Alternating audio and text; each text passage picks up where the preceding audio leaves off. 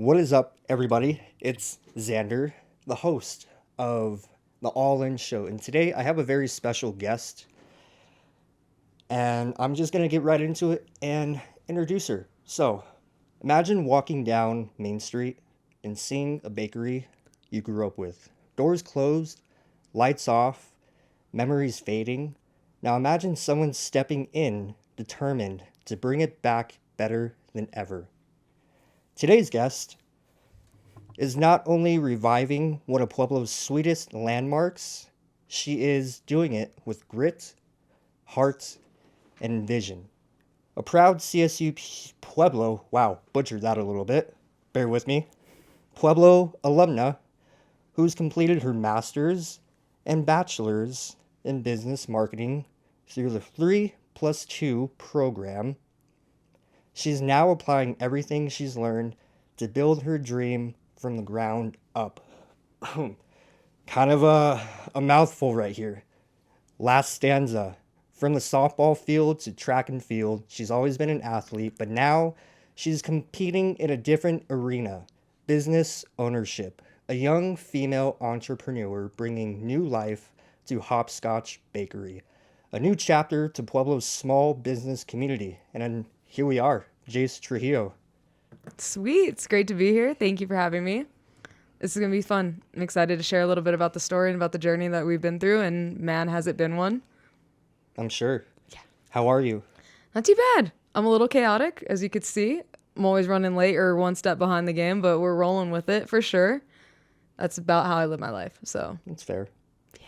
How's your week so far? Not too bad. Just busy. Super busy. Constantly doing a million different things, so trying to hone in on some certain tasks and get them done, but grinding. It's a grind. Anything interesting going on this week? Anything interesting that has happened this week? This coming week, so tomorrow, I actually get to go crown the homecoming queen for this week's homecoming game at CSUP. So super excited to do that. Actually go and do the tailgate again. Like I say I'm out of college, but it's only been like 6 months. But I'm like, oh, back to my college days, back to my alma mater. I can say all those things now. Yeah, well, Yeah. it's an interesting story that we'll get into, but just a little recap to catch people up on what's going on. Obviously, you were one of the co-owners of Hopscotch Bakery down on Main Street in Pueblo, Colorado. But it's interesting because you bought the building and opened up the store a few months before you graduated at CSUP. Is that correct? Yeah, so we don't own necessarily the building, but we do own the whole name and stuff. So I bought that back in November of last year. So we're coming up almost on a full year of owning the whole thing. But as far as opening our doors, it's been in January. So almost coming up on a year. We've survived so far. Knock on wood. So far, so good. Everything's thriving. I love it. Yeah, we're doing good. We're doing good. That's good. Before we dive into everything, I want to just kind of dive into, you as a person. And You got time for that? do we got time for that? I think we got time for that. When I say dive into you yeah. as a person, I mean, are you from Pueblo? I am Pueblo native, born and raised. Okay. Your mother is a business owner, correct? That's right. And your father is a Pueblo firefighter. Yeah. How did that kind of shape you? Their careers, I wouldn't say necessarily shape me, but the individual people that they are and what they've learned growing up. Yeah. Like my mom grew up, both of them had tough lives. Like my mom grew up and had a lot of different changes in her life. And she actually grew up in Rocky Fort. So Lahana area, same thing. Grew up Rocky Fort, Lahana, back and forth both, I guess. But yeah, she dealt with a lot of struggle in her life. And so when it came to financial stuff, like she didn't come from a lot of money. Built and carried our family through the majority of genuinely my entire life. Like I wish I could just say childhood, but hasn't stopped. Like my mom is one of my biggest inspirations. She's went and got her doctorate's degree now. So she's a doctor nurse, I guess you could say. But yeah, she went back to school, got that done. She owns Greenwood ENT, so she has her own ENT clinic. She got that passed down to her, and it was, I've just been able to see her adapt to a lot of the changes in her life and how she's been able to handle certain things and challenges. And my dad's the same. Dad grew up Pueblo native, born East Sider, ride or die. So Shout out East Eagles for sure. But yeah, they both of them had a lot of grit in their life. Both of them had different types of struggles, and they both handled it very differently. So I got to see a variety of different paths, different struggles, and genuinely how to handle certain situations. Like, no life was perfect, mine included. Like, we all had some different hardships, and so being able to see and being able to rely on somebody who's actually been there, done that, it's a blessing that I don't think a lot of people get to see. That's a good perspective. I've met your dad quite a few times, and Who hasn't? I mean, there's people out there who haven't. I haven't met your mom, Shoot. but I've definitely met your dad trying to get into this career field as well. So he's a very, I guess, a big public figure in the Pueblo community, but also within the fire service. So 100%. he's someone that I'm like, wow, I would definitely want someone like him to be able to give me advice going into that kind of career field. So Oh yeah. Great public speaker. There's a reason why I do a lot of the community stuff that I do now, and kind of how I started into, I think, my extrovertedness to some degree. So being able to help out others, being able to see my community, understand what's going on in the community, definitely came from my dad. So big shout out to that as far as that goes. Like, yeah, true ride or die Pueblo guy. Like I said, born Pueblo, raised, and born on the east side, and understood kind of the tough grind, especially back in the 90s and coming up. And so he's done a lot. A lot of the things that he's been able to teach me is the reason why I can speak and public speak and be comfortable in doing stuff like that. Also part of my own, that's a little bit of my personality to begin with, but yeah, they helped shape that a lot. Both my parents did, just in their own ways. have you always been an extrovert, or is that something that kind of came to you No. throughout the years? I was born like this. You can't shut me up. Like, I love talking to people. Ever since, like, anything that I get involved in just has to do around people. And I want to give back. I want to care for people. I want to, like, it's just, I don't know, something about that, just understanding people and understanding, like, what they've been through and their stories. And I'm interested in it all. So yeah, huge people person since I was little.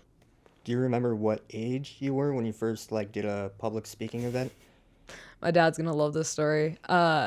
Not public speaking necessarily, but just to show you kind of, like, since a young age, I've been that type of character. Like, we had a play, I don't know, maybe like first grade, when you do those little Christmas plays and carols or whatever. And my dad used to love doing, like, this neck slice thing where you just, I don't know. I don't know where it came from. I don't remember a lot, I was too little to remember all that whole story, but I pointed my dad, we're out on the, whatever those bleachers things that they make you stand on, and you guys all get in little Christmas caroling outfits and whatnot. But we pointed him out in the crowd during mid-play and performance in front of everybody, everyone, and pointed my dad out in the crowd. I went like this to him. It's almost like that. From a young age, I was doing stupid things out on stage. It didn't matter. Like, that was my personality. Like, through high school, I've always just been me. Like, I didn't realize there was other people in that bubble of, like, oh, you care what people think about. I didn't realize what other people existed. I was too busy doing my own stuff. So my mom, freshman year of high school, this is such an embarrassing story, but I don't know if you know the store Justice, but it's like a 12 and 13-year-old store. Like, It was in the mall, right? yeah, like the colorful, like, kids and glitter and whatever. Well, my mom let me go shop for myself, trying to freshman year, figuring out, like, the style I wanted, because it's the first year that I didn't have to have uniforms because I came from Corwin. And super excited, and I found these, like, these blue flannels from Justice, because I didn't know that store existed. Man, that was my style. I thought I was the coolest kid, and you look back freshman year, and that's what I wore freshman year. Like, first day freshman year, and I had to have these bright pink and yellow neon gym shoes. So, yeah, as far as what anybody else thinks about me, like, I've always been my own character through and through. You've always had that little pizzazz on you. I think it's called special, but yeah. Special, I think that's... Yeah, it's... Some people call it differently, for sure, but yeah it's... I mean, if you're classifying yourself as special, I would have to classify myself as special as well. Yeah. I would have You know what? We're unique, and that's There we fine. go. Who cares? That's a Yeah, good who word for cares? it. Perfect. Yeah. I love it. What high school did you go to? County. You went to County. Yeah. Yep. Hornets all day. And you played softball, correct? Yep. throughout high school? Yeah, that's actually the reason I went to county. I was supposed to be an East Eagle until then.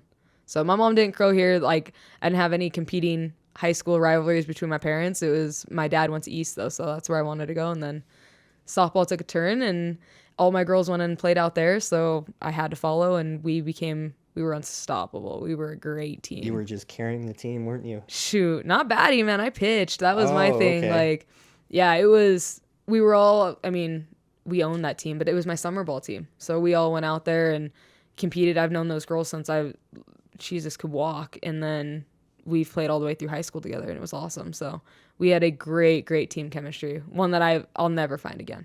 And I don't know if that's a blessing or a curse in that same sense, but Could be both. yeah, like it was truly something cool to see. I don't think I've ever seen that in another team elsewhere, what we had. So a lot of good team cohesion. You guys were able to work together as a team. Is that something that has kind of taught you a little bit going forward in your life ventures? Oh yeah, sports a lot. The whole shoot, dude. Like, there's so many things that I give credit to athletics for. Like, with my team bonding and understanding how we developed and understanding, like, that's a big reason, another reason why I have people skills. Like, we were able to talk to each other, we were able to lean on each other. And it was, I think nowadays too, we get to this point in time where it's like so political and like, you got to play your cards right and you got to say the right things. And like, I'll be honest, like, I don't believe in that. If you talk to me, you're going to get the authentic version of me. And sometimes that's a good thing. Sometimes that's a bad thing. But at the end of the day, like, I'm going to treat you as authentically as I can.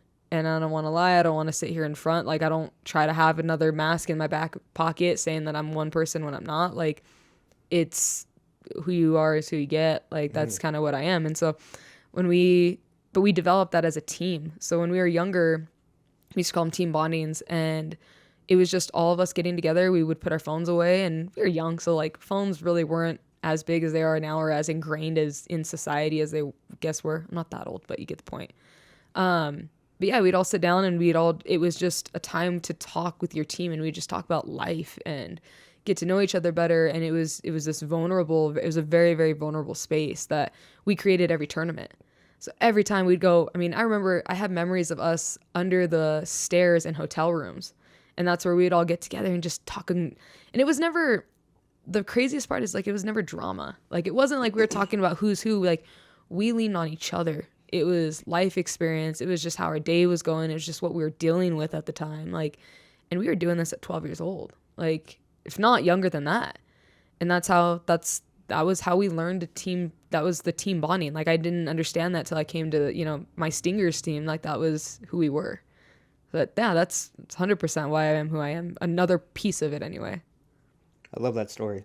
That's something we can all relate to. I didn't really have that much growing up like that. Honestly, I kind of felt alone in school, and I did care about what people thought, but that was just me. And as I got older, my personality and character kind of shifted. Yeah. And then became more of an extrovert and more personable. Right. So I love how you can share that story and kind of give people a little insight on, like a younger version of yourself, and just kind of advice. Really, it's like you shouldn't care about what people think, but you should also be involved and try to bring out that person that you can be, that's within you, that is that person there, like the potential that you have, kind of thing. I didn't realize. It's funny, I almost remember like the day that I finally realized like what people thought. I think that's just a developmental thing. Like, I work with kids now, and I'm an academic coach at Goal. And so like I work with high schoolers on the day-to-day now. And remembering who I was then versus who I am now, and like the struggles and the things that I went through to kind of, which were all different. But at some point, it's almost like the brain develops to a piece where they do take in that awareness of like other people and understanding. And I didn't get that till college. Like, genuinely, to some degree, yeah, all kids go through it. But to say that, like, I was so worried about what other people, like, this is going to sound like such a cat poster, but like, I was so busy building my own thing that I wasn't aware that anybody else had an opinion on it until later on in life. And later on in life, it was more of an adult thing. Like, adults broke that bubble to me, not my peers. All my friends, like, and if they did, like, I just didn't notice or I didn't care. And so none of that bothered me. But as I got older into college, I had more adults than I think I ever had in my childhood growing up wish on my downfall. And there was a lot of situations where I had to build myself up, and a lot of places where I was like, crap, do I even know what I'm doing? Made me second guess, imposter syndrome, like rolling through it 24/7. Like, do I even know who I am? And it's a sucky awareness to realize, like, it's something that's hard to unlearn but remember, but I have both now. And there's points where I'm able to switch back and remember, like, it didn't matter then. Now does the awareness change anything? I was going to do my own thing then, and it was working out for me just fine. Like, what difference does it make now that I'm just aware that people do notice? And they notice some things. Like, the adults in my life that changed this perspective for me they're out to get me because they didn't have anything else in their lives. Like, that's what you'll start to realize too, is like those ones that genuinely do care that much. It's because you got something to watch for, and you're a movie to them, and they're something that you want to be. So don't really bother me. I don't really, to some degree. Like, I'm still human, but to some degree, at what point doesn't really matter. So, when did you find out this was like the avenue you wanted to go down? As far as like business ventures and stuff? Yes. Were you in high school and this is something you've always wanted to do, or did it come to you along the way? So, I've been a hustler since day one. Like, my dad used to call me like little baby hustler and I never understood. I was just always able to sell things and pick people's brains and do these little like side hustles out of nowhere. So like during my parents' wedding, I was 7, and they have these little, like the little like candies that they put on the tables and whatnot. Mm-hmm. Well, I took them off the table. And they're drunk. It's at the reception. People are drunk and whatever else, right? So I'm taking them off the table, and I'm 7, mind you. Like, this, so little. And I'm selling them to all the drunk people for $1. $1 Hershey Kiss. I made 200 and something bucks that night. And, like, also I didn't have change, and I didn't know the concept of change then. So, like, people would hand me a 5, ask for change. I'd be like, nope, and then walk away. So what are you going to do to a 7-year-old? But, yeah, I've had the mentality to be a good entrepreneur since I was a young age. But when I was going into college, I'm a COVID baby. So, as I think we're the same age, so COVID babies. Yeah, and I was going for mechatronics engineering when I first started CSUP. So when I was doing my scholarships and putting everything in, that's what I wanted to do. And I wanted to do it because I'm a tinkerer. Like, I used to take stuff apart all the time and rebuild things. Like, loved science, loved math, like loved all the nerd stuff to do all that. I loved tinkering. So I was going to do mechatronics engineering, and then I had done some community service work, and they gave us like gift cards as payment, and I got like $200 for one. So I don't know what came across my For You page or what, but we were in COVID, we're in quarantine. So like, I had no time to do. I had all this time to do whatever I wanted, right? And something came across my thing called Jason Capital, and he's one of those. At the time, I didn't know this, but he's one of those people that like sell you their game plan and their 7 steps to business and how to be an entrepreneur, whatever. And so I bought into the program, and I started watching his videos, and I was like, oh. And ever since that day, I literally changed my whole life. Like, I changed my entire degree trajectory and everything. Like, it's like, this is actually more up my alley. Like, more up my alley. I can do whatever I want in business. And I was like, I had a lot of people try to talk me out of it for sure. But at the end of the day, like, that fits my personality. I don't think I would have lasted in mechatronics. Like, after knowing 100% what they do, probably not for me. But yeah, I mean, I would have tried it. But no, businesses, I couldn't find a better fit for my personality and what I want to do now. And so, yeah. Were you a hustler in college? Yeah. Tell me a little bit about that. Shoot, one of my favorite stories. So my roommate, who I absolutely love and adore, we've been roommates for 4 years now. She still lives with me now. And she's one of these little, she struggles with some OCD issues. And so she's more of an introvert, not quite an extrovert. So I was always the person bringing people to the house and being friends and like doing parties and having fun at our house. So I was showing her kind of the ropes on how to do that. Well, one day she walks in, and it's me and my friend Jesse, and we're sitting in at this bright idea. So I got 2 full rides to go to CSUP. So I had some disposable income, and I was messing around with stuff as I was in college. That's kind of what I was thinking. Well, I was like, in Wolf, when we had a lot of Wolf parties, people would just walk by your house. So I lived in Wolf for the last, 4 years. And people would walk by the house and whatever. And I was like, what if I sold like a little concessionary outside of my window? And sure enough, we went to Sam's. We created a list.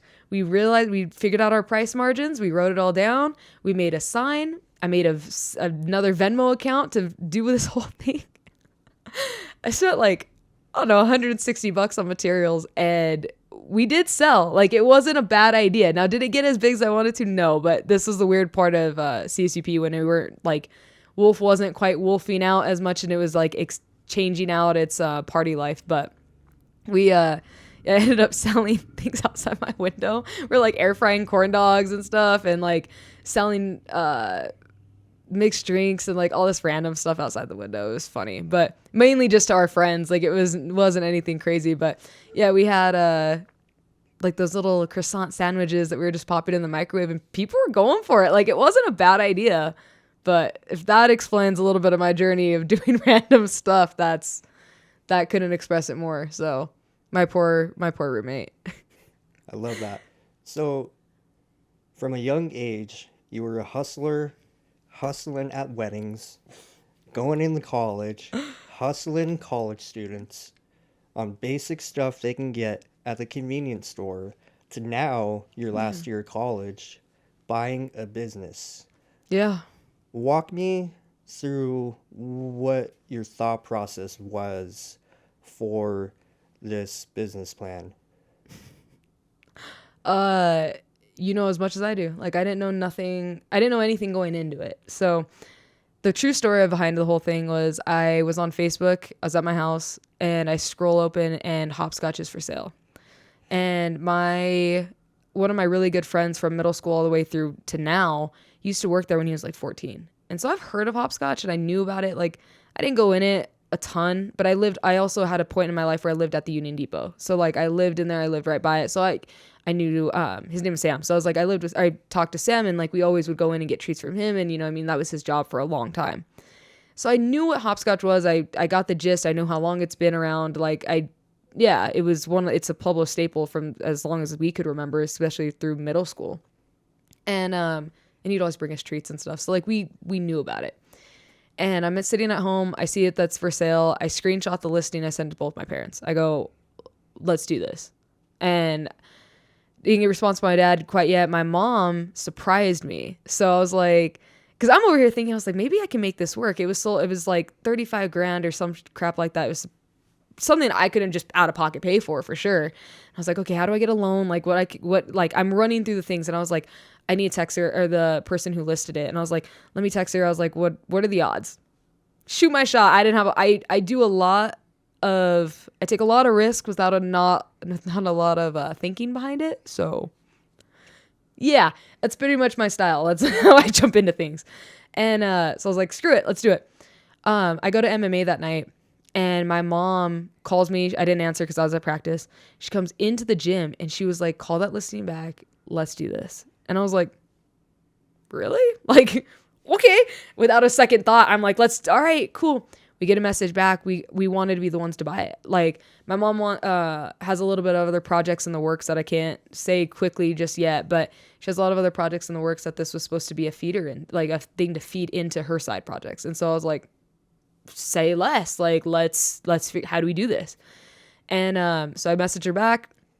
She messaged school. We met up, and there's, again, a lot of things I probably could have done different. A lot of advice I would give my past self as far as what to look for, what I should have done, how I should have done it. But at the bare minimum, like, we just took a swing at the bat and we hit, and now we're in it. We're in the game. So that's how it started. There was no rhyme. There was no reason. There was nothing to it outside of, I just wanted to get my feet wet in the business world, and I saw it, and we took a swing at it.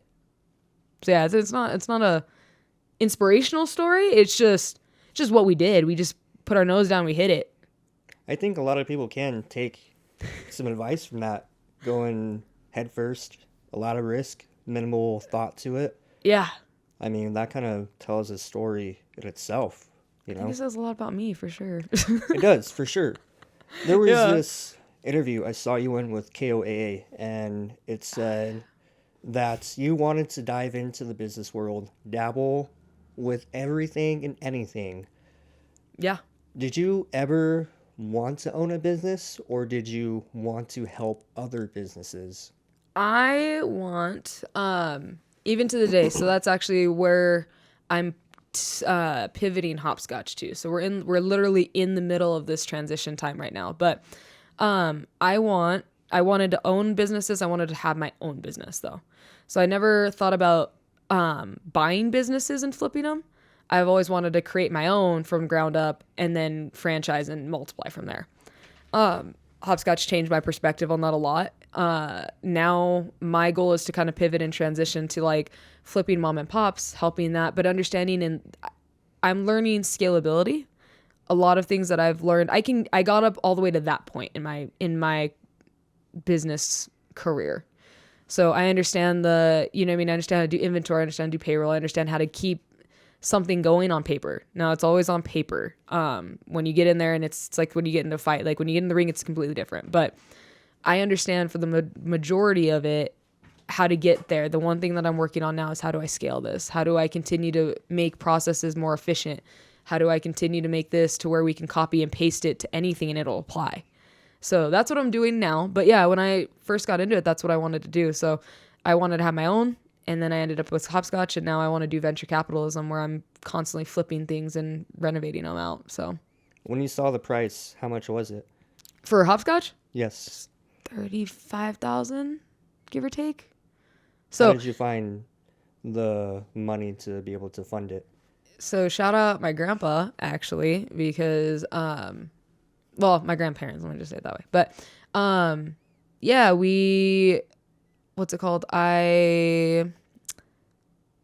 So I didn't realize this with a lot of loans. I didn't have to take out a loan for school. So I never really had that background in it. I didn't understand kind of even really how it worked. Just kind of a bad thing to say since I've like had my master's in it, but we'll just whisper that. Yeah.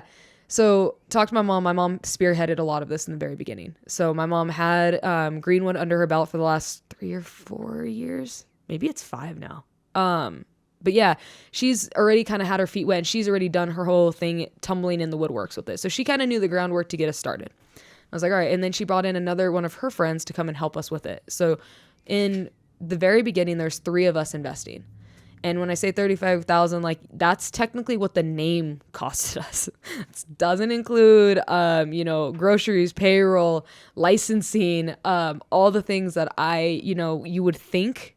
I didn't. So again, when I took that swing, I just closed my eyes and said it'll work out. And I mean, it did. Don't get me wrong. Like we're good, but yeah, there's a lot of more things that, and maybe if I knew that going in, I probably wouldn't have done it. I don't know. So maybe it would have been scarier, but we went through it. I had the money. I figured out how to fund it. So I talked to my grandparents. I couldn't get a loan in my name because it was too, my credit to debt ratio was off. So my mom has started me a credit card and put it so I could have credit built.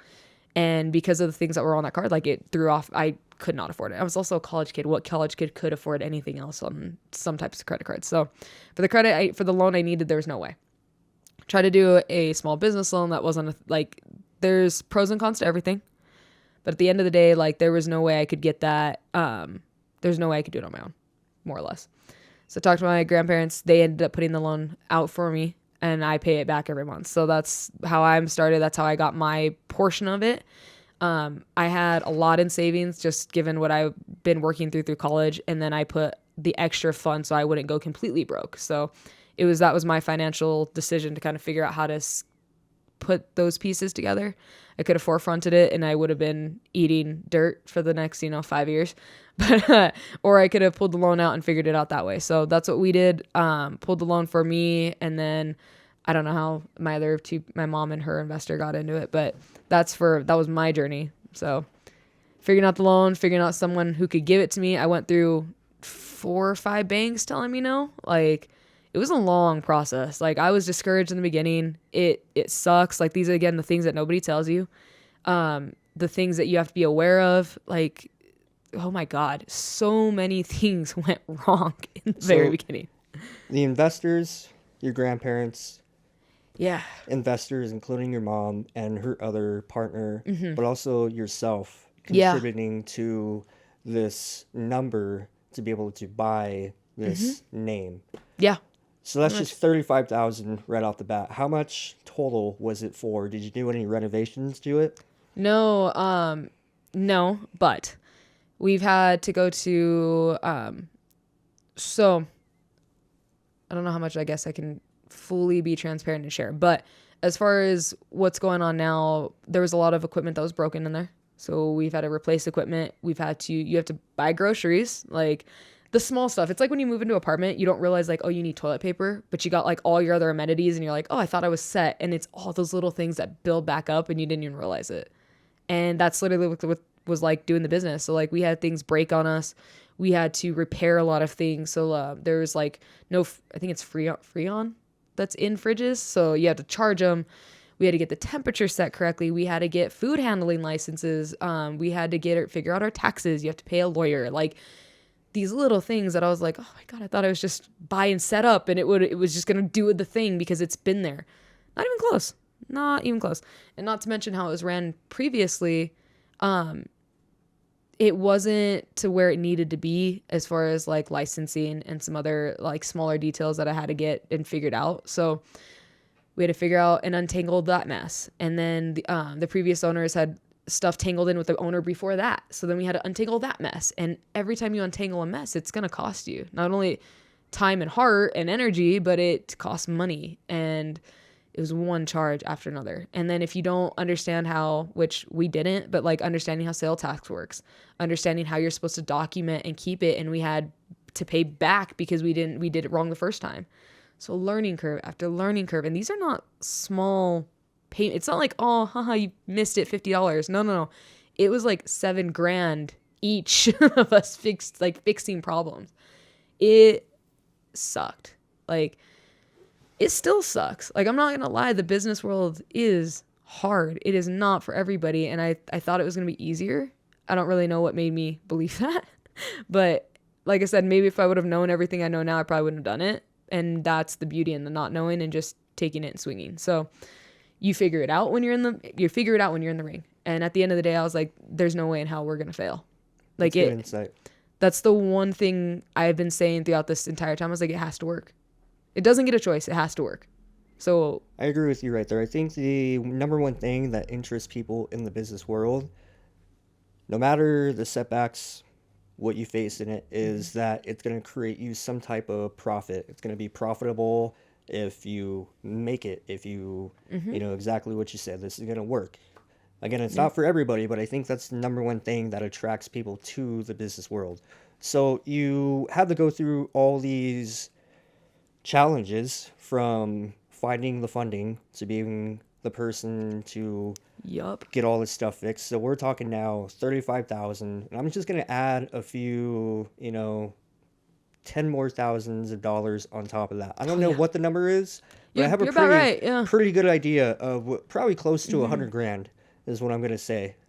I think you're overshooting it by a little bit, but for sure it's probably more than double, maybe 70K roughly by where we're at now. And you have to think of like, when things go wrong, when things go wrong at your job, you can call the owner, you can call the boss.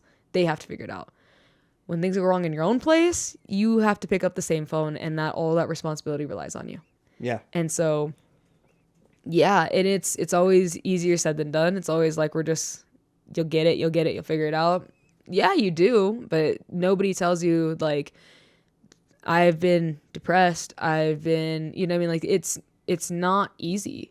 At the end of the day, it's just not easy, and it's not for everybody. Like, it's something I would absolutely do again. I think I figured it out and we got through it. And we got through a rough beginning to middle. And I think we're at this end point where we're at a good turning point where I can actually sit down and I understand things. Like, we had that investor pull out. Like, we had, or partner, I guess she's considered a partner. She was a partner.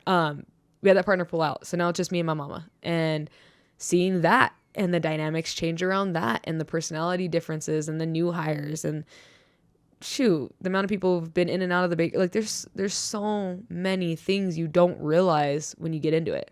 But that's not to say don't do it. Like I said, I think it was a blessing in disguise that you just take it and you just do it. If you have passion for it, you'll figure it out.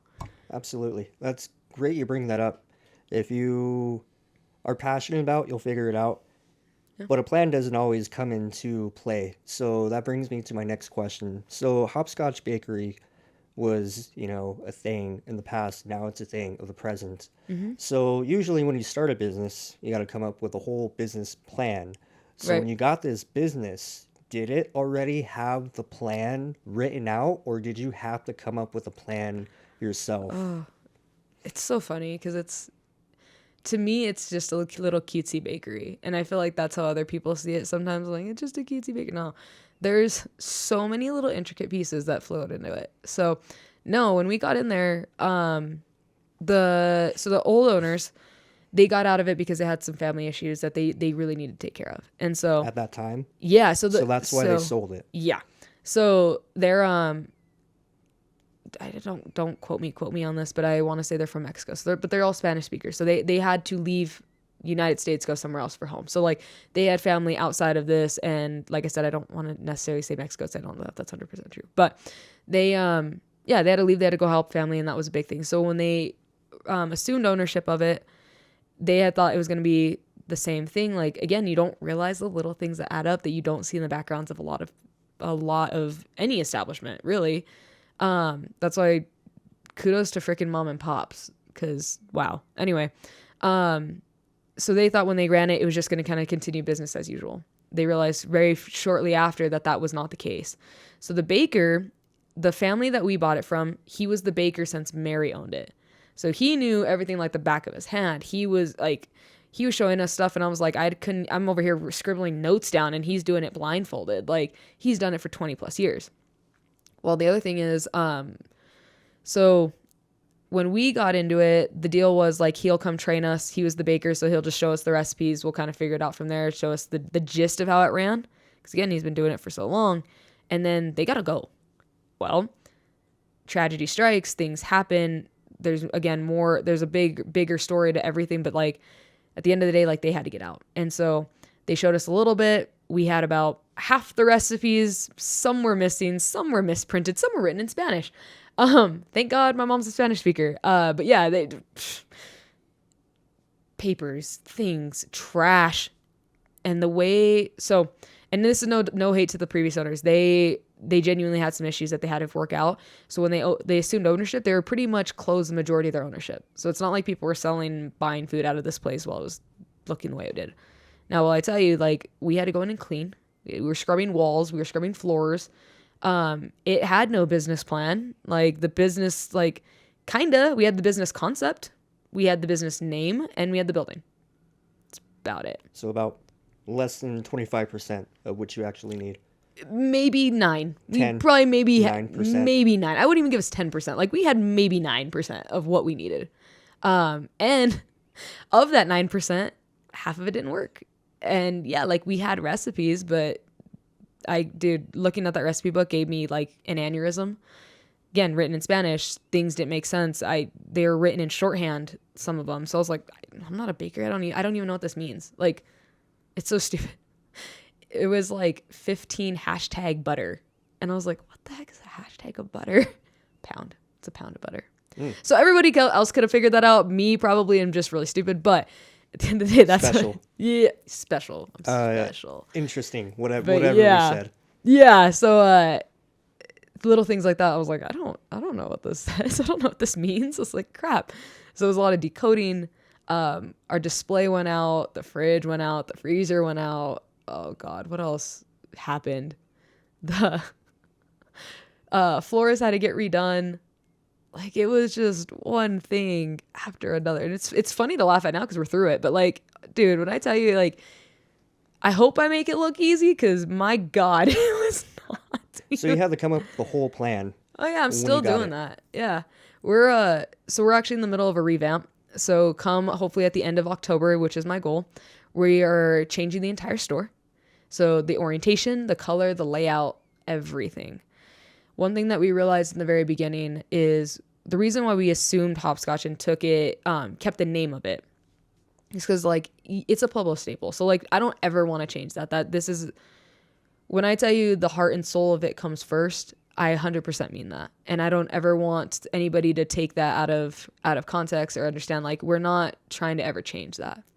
But what I realized through it all is everybody kept coming in and was like, you know, this was Mary's place. This was Mary's place. And I was like, I'm Jace. I'm not Mary. Mary was a pastry chef. Mary started this with beautiful intentions, but there's also a reason she's not in it anymore. And we had to realize that we are not Mary. And we tried very, very hard to be. We tried to keep the recipes the same. We tried to keep the things that they were doing the same. And to some degree, like, yeah, just to understand what was going on to begin with. So we had a starting place. But at the end of the day, like, we'll never be what it once was. We're not the same people. We have different drives, different dreams, and like different tricks of trade. Like, I'm not a pastry chef. My mom is not a pastry chef. Like, none of which we're not that. So we tried and we learned our lesson in the very beginning of like, we really tried to be copycats of what it once was. And now we're going to keep the heart of what it always has been, because like I said, we grew up with this, but we're changing it to a place that's a little bit more modern, a little bit more retro for, we're going to change the color scheme a little bit. We're going to change the, logo, the fonts. Like we're going through a rebrand of it. We're actually going in a perfect world, what I'd like to say is that we're going in and we're actually going to knock down the store inside and revamp to where we can have people come in. We'll change the orientation of it. So the storefront faces this way. It'll actually face to the glass, like the actual street. And, let people be able to come in and sit down and have conversations and talk. And the whole mission now behind Hopscotch is to make it a place where like little sueñitos, I can't even say it, sueñitos, like little dreams, like they get to come to life. Is that Spanish for Yeah. little dreams? Yeah. What did you say? Any Spanish speakers, don't quote me on that. But Suenitos? Little sueñitos. Little Yeah. suenitos. Which I should be able to speak Spanish. I don't. But anyway. Yeah, but I call it like that because it was a place where my mom took a chance on me. And we took a chance on each other, really. Like, my mom's been able to carry a lot of the things that I missed in the beginning. And so without her, I would have fell apart day one. And I think without me, we would fall apart month 8. So we're a great team. We're a great balance. We figured out a lot of things together. And it, like I said, none of it's easy. It's all worth it, but none of it's easy. And we want that for other people now. And so now, like, we're still going to figure some stuff out. We're still learning as we go. But one of the biggest things that we want and what we see for it in the future is to create this entrepreneurial hub for young people, lower the barriers to entry, lower the cost to entry, and have a place where, like, if this is something you want to do and you really have this business mindset, as much as school prepared me for the real world, it did and didn't in some ways. And the only way you're going to know about business is when you get into it. I don't ever want somebody to have to learn the way I did, and I only want to make it better for the next person behind me. That's what Hopscotch is about now. Like, and that's what it's transitioning to. Now, it doesn't happen overnight, but that's what that's the mission that we are now moved forward with is our bakers. Shout out Larry, man. He's our culinary arts guy. He was, past military veteran, went to culinary arts school, has never worked in a like culinary setting as far as like a business goes. We took a chance on him. We said, come in with us. And actually we asked him, we're like, please help us. We needed some pastry chefs to get our product back to where it needed to be. But Larry took a chance on us and we took a chance on him to give him the experience. Katie, is another baker who has a lot of just true passion being in the kitchen. She has 6+ years of experience on top of retail and doing other stuff. Great manager. Like, she's the one you want behind the whole operation, man. She kills it. She understands how to move in a fast-paced environment, and getting us to scale at that level has been huge for us.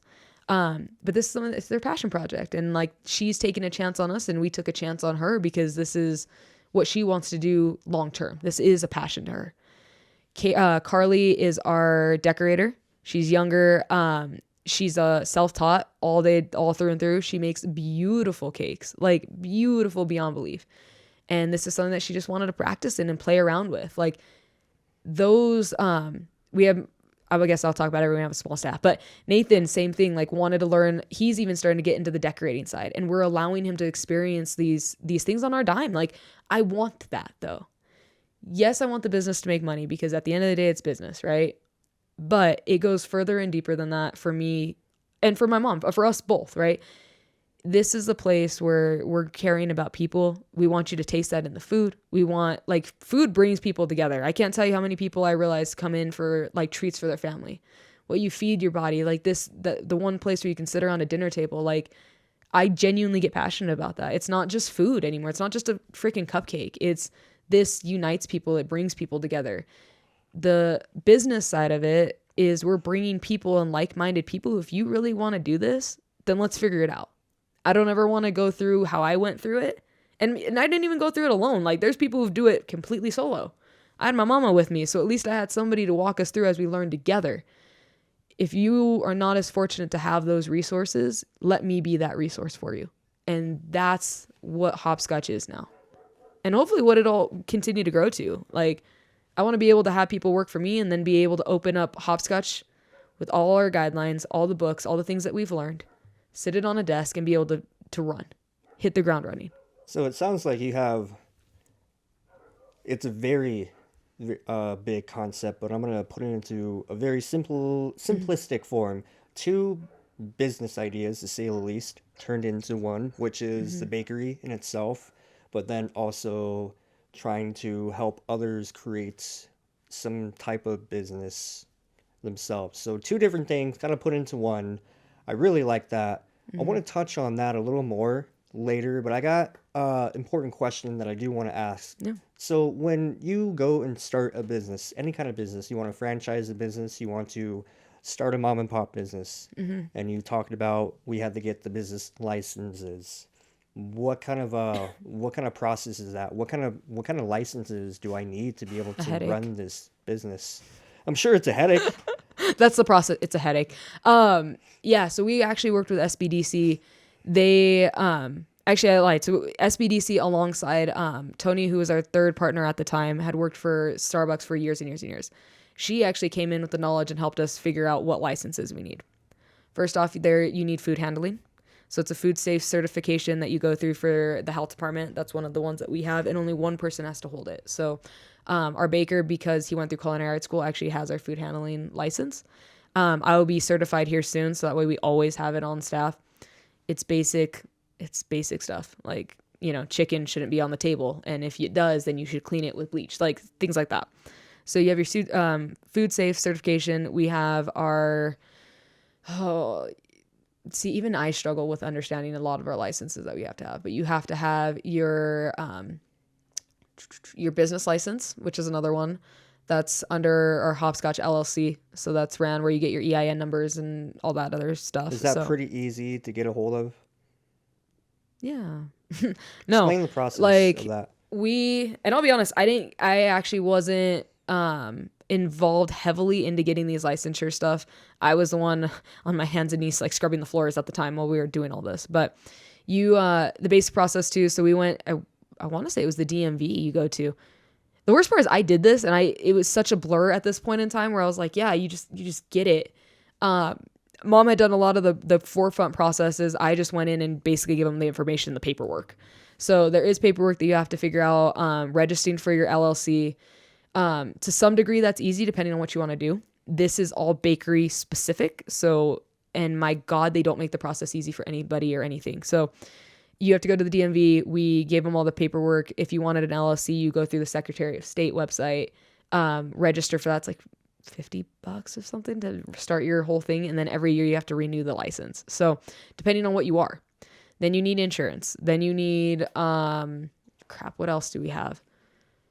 Food handling, we have that. There's sale tax license. So how you sell yourself and how you sell things. So like a wholesaler is different than what like bakery. Cottage, there's also a cottage license that you can get. So if you're a home baker, there's differences between you having a like commercial sized kitchen and the regulations behind that versus you being at home and being able to sell. You also have to have like a cottage license for. Totally fine. It's not a bad thing, but there's different rules for it. So there's so much sales tax. Then you have employee tax, and then these aren't necessarily licenses, but they all fall under that. So how you brand yourself or how you list yourself. So again, like LLCs versus a S corp or something else. It's hard to talk about. Bakery specific, that's what we did. Everything else, like, you just have to do your research, and SBDC helped us a lot.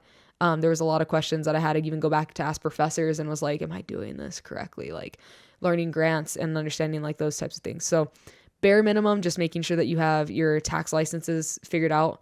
And again, it's all specific to what you are and who you are and what you're doing. Then you have to have, for us, it was our food safe, which is 100%. You can't do anything without that. You have to get an inspection by regional, because we had changed ownerships. You have to get a fire inspection. You have to get a health inspection. And regional's hard. That one's a huge one. It's really hard to pass. I mean, it's great because anybody who passes these tests, I mean, obviously is great. We want to make it public safe. So I understand the processes and understand that, but they are very, very tedious with certain things. So you have to make sure you have all your, cross your T's, dot your I's. We had, when regional came in, we had just a miss plumbing. So there's a tube missing from the plumbing or not upstairs, but we had like this shelved upstairs place that you can't necessarily get to, like an attic. And it ran the plumbing from the bathroom in there. And the drainage, so say it flooded, it had a safe switch to basically funnel it right back in, and it would create this loop. Well, what you need instead is to have something like a back edge, and we had another sink on the opposite side of that wall. And if you are in construction, I'm explaining this wrong. I don't know. I'm just a girl. But from my understanding, that's where I got.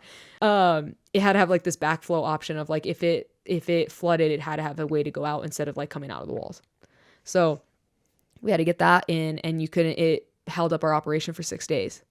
So like and these little things like you got to make sure you have before you even touch or even announce that you're opening your doors. So, and I've seen a lot of businesses and mom and pops not get their regional check, where they open up their doors and then they have regional come in and it's like, nope. And then they get shut down completely. Like, SOL, you're screwed.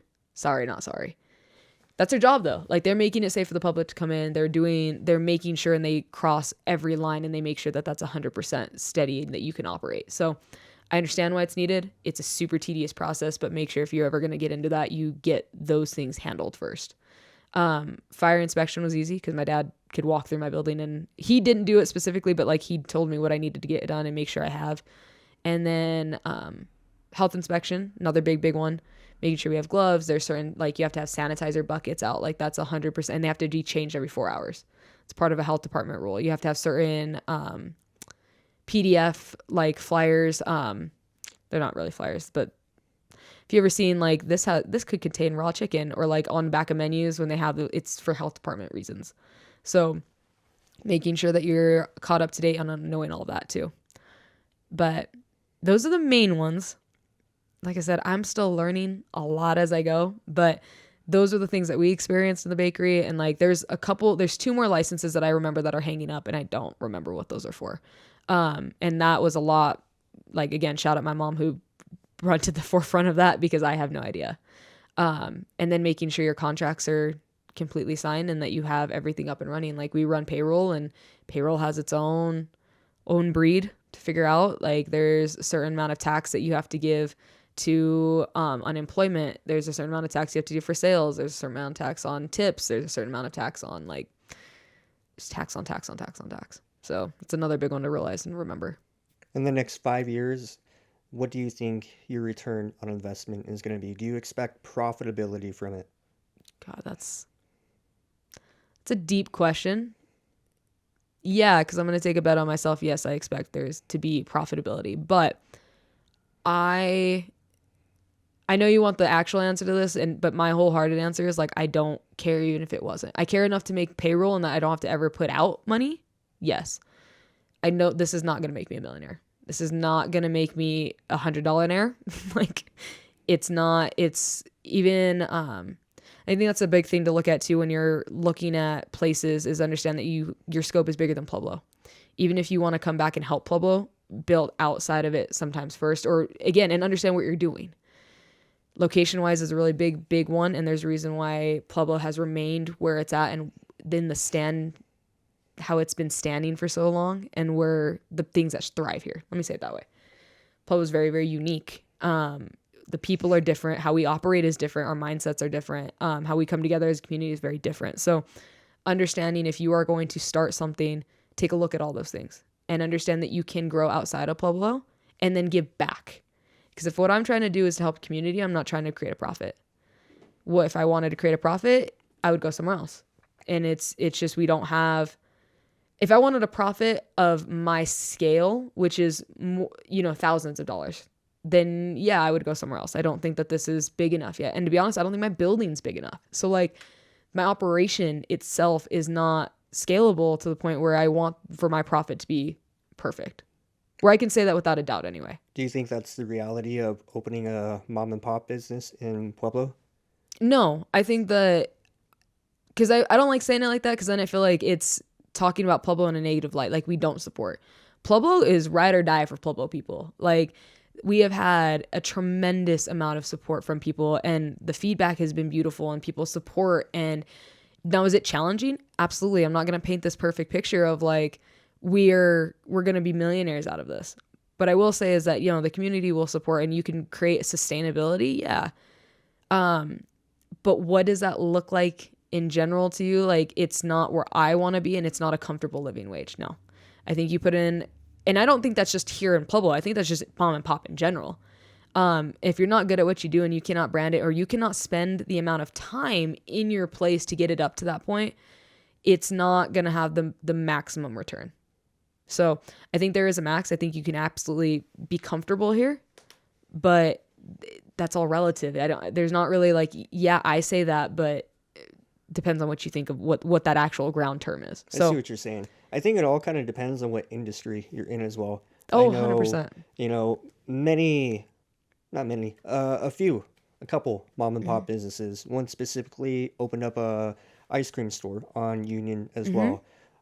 They have a reputation already built behind them, just as you do, being a very big person in the college community. People know your name, right? Yep. People know these guys' names. So when they opened up, it was very big. Yep. But also during Chili Fest, I'm sure that was big for you. Yeah. But during the summertime, it's hot. You want to get ice cream, cool down. They go Exactly. in.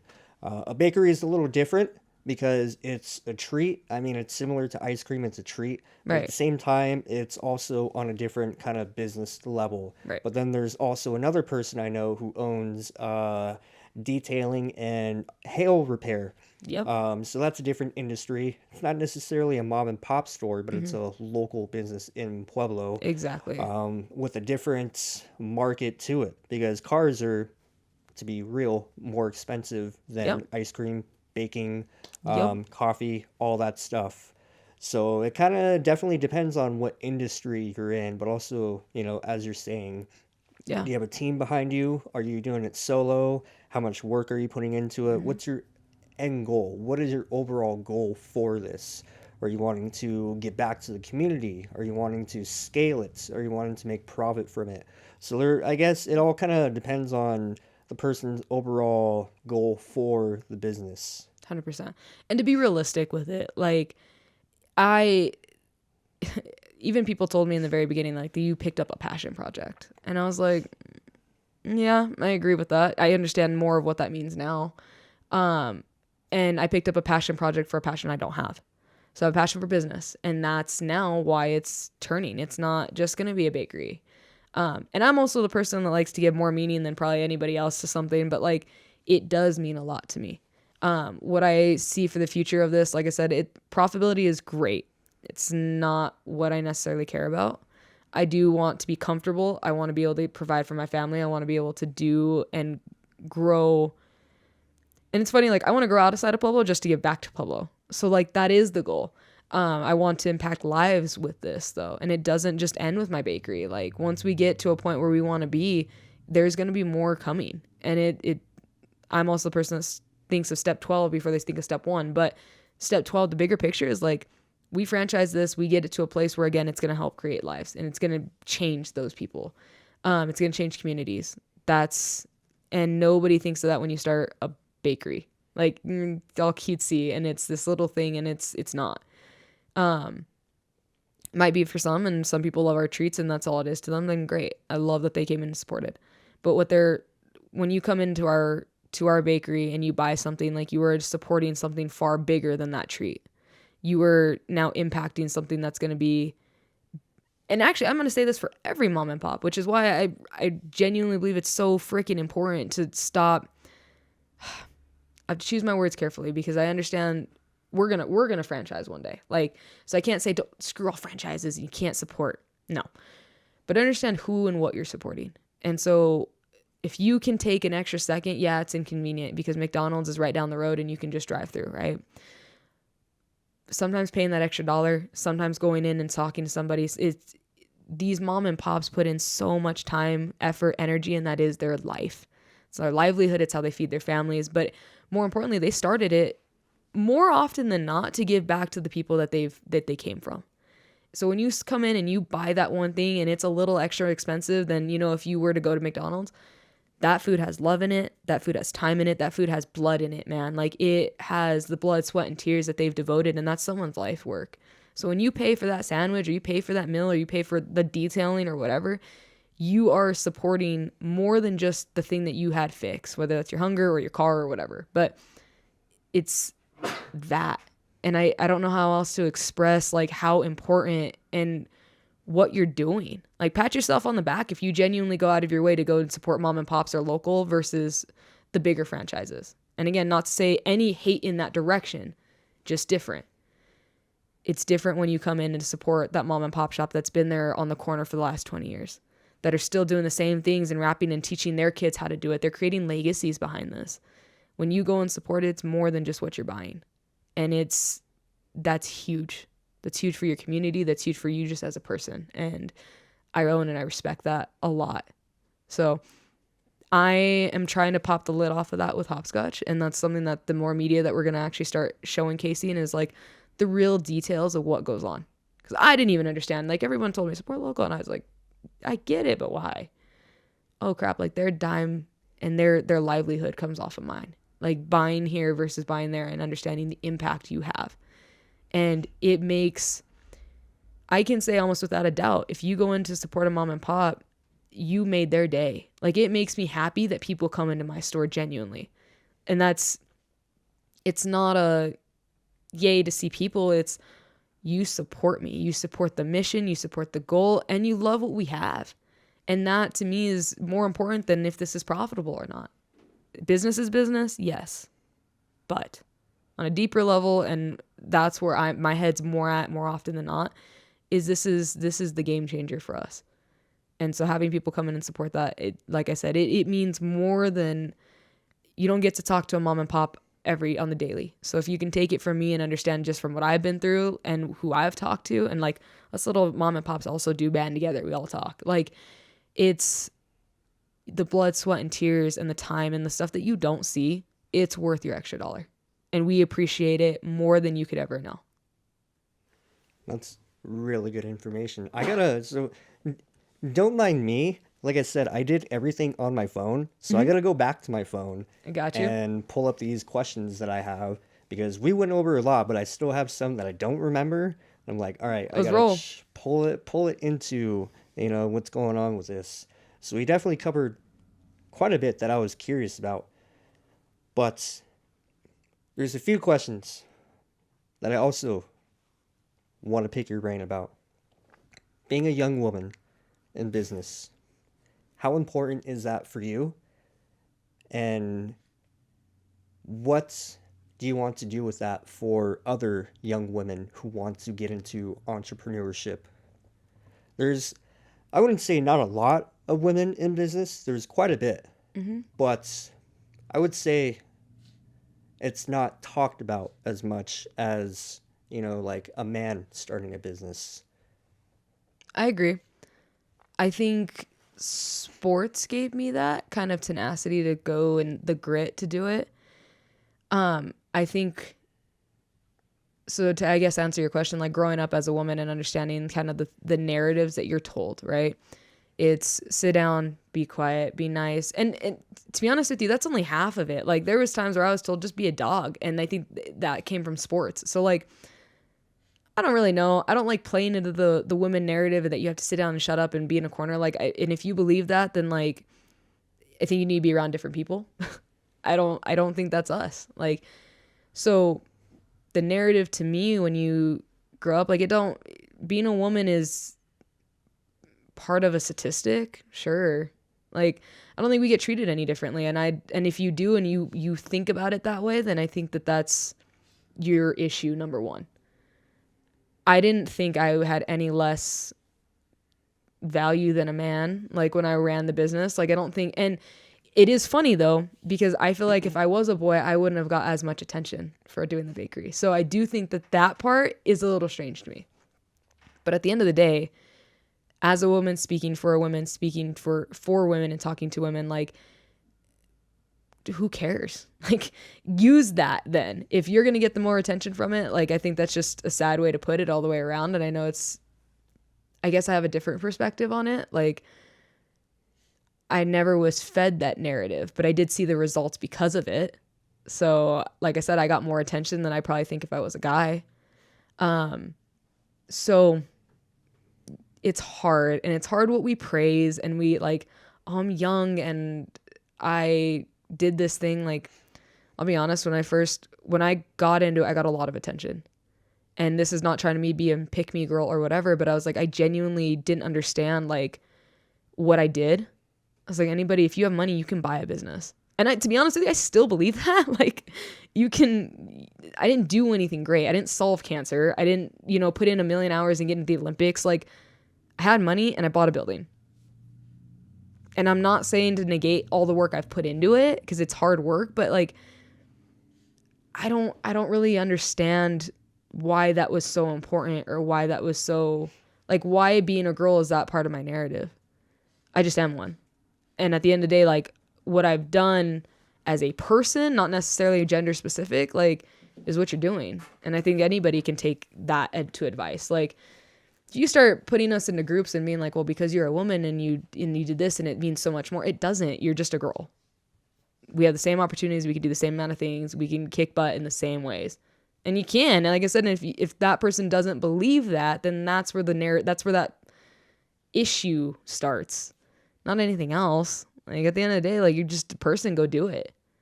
You want kudos for it, then like, you're in it for the wrong reasons. And I wanted people to notice it, because that's branding and that's, marketing. So yeah, I wanted people to understand and hear the story, but I don't want it because it's me and I have to have my name on it and I have to have my mom's name on it, and that anybody could go do it. So why does me being what difference does that make? What I did with it is what's going to be the game changer. And to be honest with you, I don't feel like I've earned that yet. I haven't done anything with the business yet. Like, we talk about all these great, great things, and yes, I've done work. Like, I've been able to make this happen. And, but it also wasn't just me.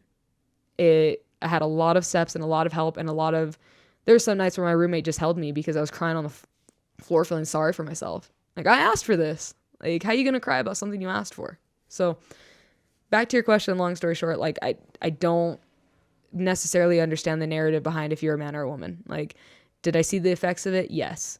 Did we write off the effects of it? Sure, because that's marketing, baby, and that's business. But at the end of the day, like, don't think I play into the narrative of, oh, because I'm a woman, I did this, and because I'm a woman, I took 10 more steps than a man would have taken. No, we're just people and we just did it. And if you are in that narrative, then like I said, I think you should change it. Move on. That's just a statistic. Okay, there's probably more businessmen than there are businesswomen. Okay. Who could do it better though? What are those numbers? It doesn't matter if they're a man or a woman at the end of the day. They just did a business, and who's doing the best job for the right intention. And that's what I care about. So, man, woman, just do the damn thing. What is your role currently in Hopscotch Bakery?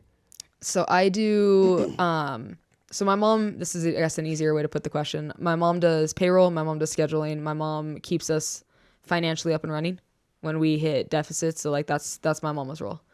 I do, and I try to take off the rest of the weight off of her shoulder doing everything else. So I hire, fire, go in and organize, go in and clean, work physically at the bakery. Mom does too, though. Don't get me wrong. She still is the forefront of a lot of that. But I market. I am putting the procedures together. I'm the one. I do all the operational management basically now. So and operational management, marketing, branding, and then anything else that needs to be done. So outside of the financial piece, my mama does a lot of that. And she'll work here and there too and make sure that the store's running. She goes in and puts her hours into, but I try to take off as much weight off of her as possible. Like I want to be the one to be able to get in and do all the little tedious tasks that she don't have to do. She's done a lot. And she's done a lot in her lifetime. Like, this is my turn to actually do it. Yeah. Generation upon generation. Oh, and you're only going to know unless you do it. Like, That's I true. genuinely only feel like I can speak on this because my butt has been on top of the freaking freezer scrubbing it. Like, I've put in my hours. Mama also has too. Like, when I tell you that was a huge project in the very beginning. Like, we spent probably over 60 hours maybe. That might be a stretch, but 50 to 60 hours at least scrubbing that place. Cleaning it, throwing trash, getting things out, organizing. Like, when I tell you we put hours of work into that, yeah, that was a collective team effort. We absolutely did that.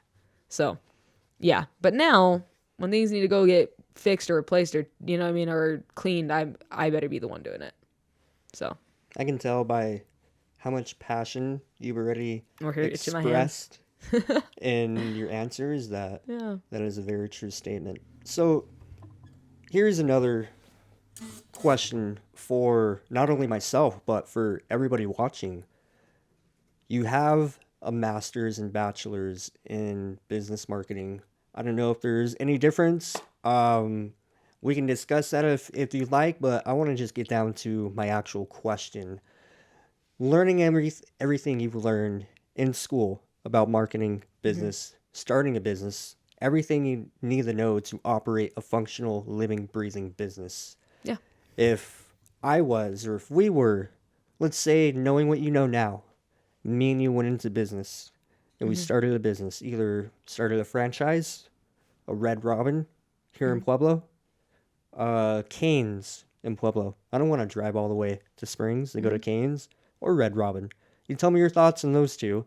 I've also been addressed that we already have those in Colorado. Why bring something that we have in Colorado when we can bring something that we don't have to Colorado, but not only Colorado, but to Pueblo? But two ideas I thought of as far as like a franchise standpoint. As far as a business standpoint, we got this really great idea, right? I don't know what it is. Give me something and let's roll with it. Great idea. Sports locker for kids. Equipment. Sports equipment locker for kids. Okay. I've done that. That was one of my ideas in the boat. So we'll go with it. We're going to start an equipment store for kids that play sports, and we're going to sell equipment.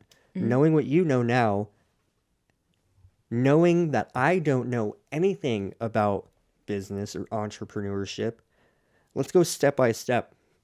Little bullet points on what we're going to do to start this. Number one, I would say have a business plan. I mean, number one is the idea, but you got to have the plan. You got to have all these different detailed bullet points on your plan.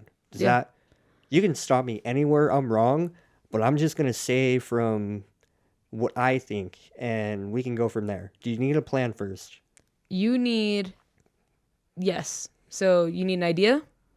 You need a plan on paper. Understand the logistics, or at least what you're trying to do, and get a good foundation in what it is, how you're going to get there, how you're going to pay for it, and then mission and the branding that you're going to take with it. What all needs to be in the plan from start to finish? You need to have a mission and vision statement. You need to have your personal why. Why is this what you're doing?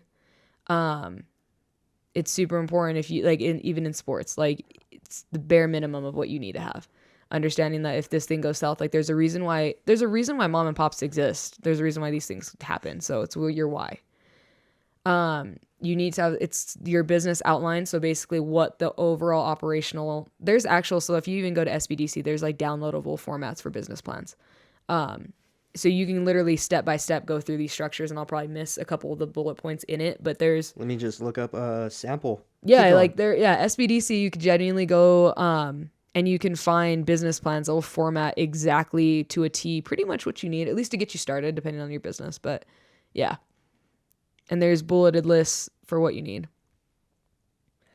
I'm not saying in any context that I know anything about business. I only took a semester of what was the class in my senior year of high school? It Yeah. was basically an entrepreneurial class, but we had to go through a whole bunch of stuff because I got involved in FBLA, and that's what kind of like struck my interest in this side of, I guess, life, Yeah. or as far as like a career field. So I had to come up with like a sample business plan, but also kind of learn a few different things, not only in business, but in the whole market in general. You know, you have Yeah. many, many, many outlets. It's not just business. You have different investing opportunities. You have different avenues you can go to create some type of wealth, but it all kind of comes down to the same principles. Yep. Having a plan, finances, are those going to be in check?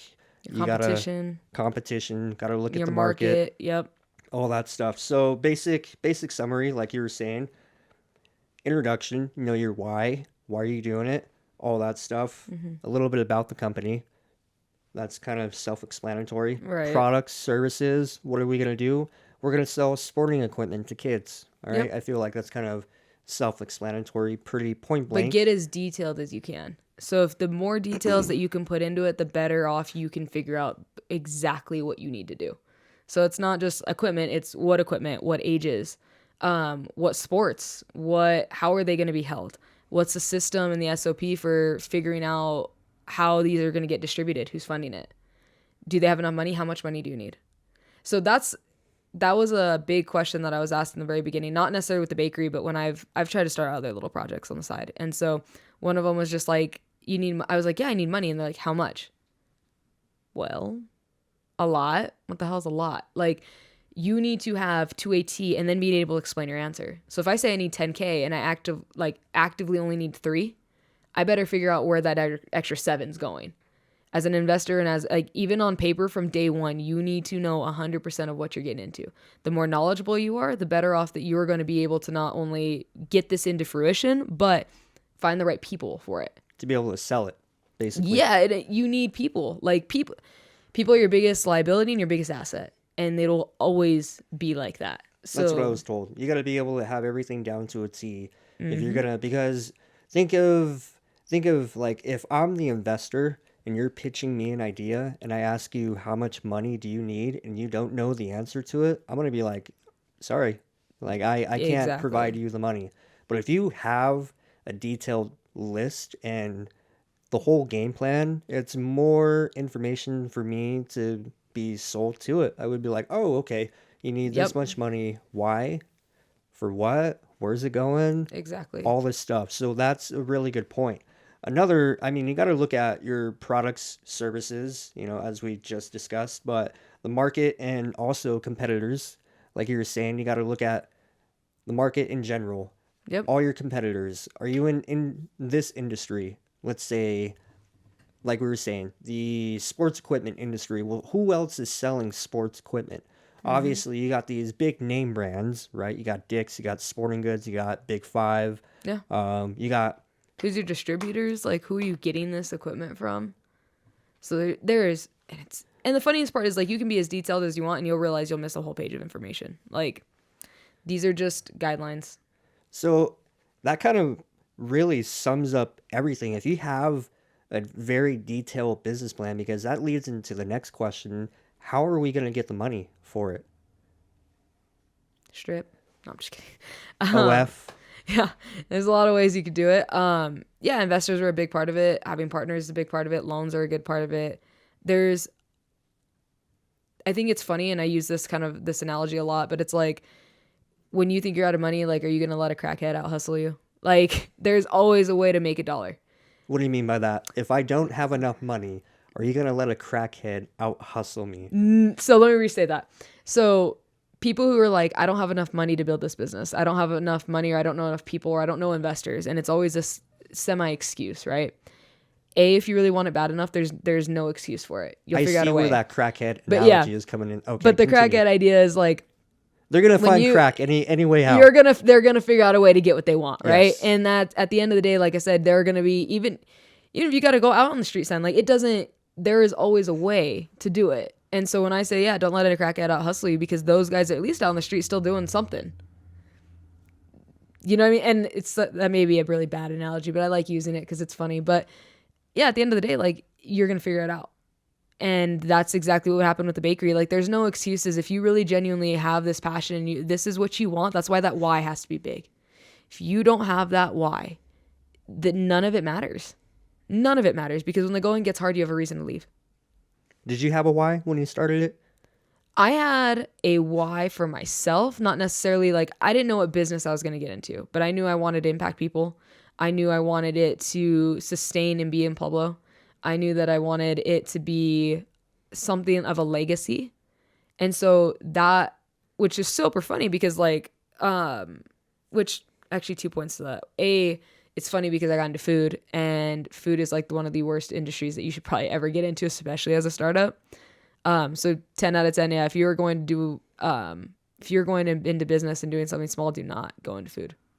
Don't recommend it. Not even like, even people like Cody Sanchez or like, what is it? Alex Hermosi, like all these like high level entrepreneurs who do business ventures all the time, do not recommend it. And I understand why.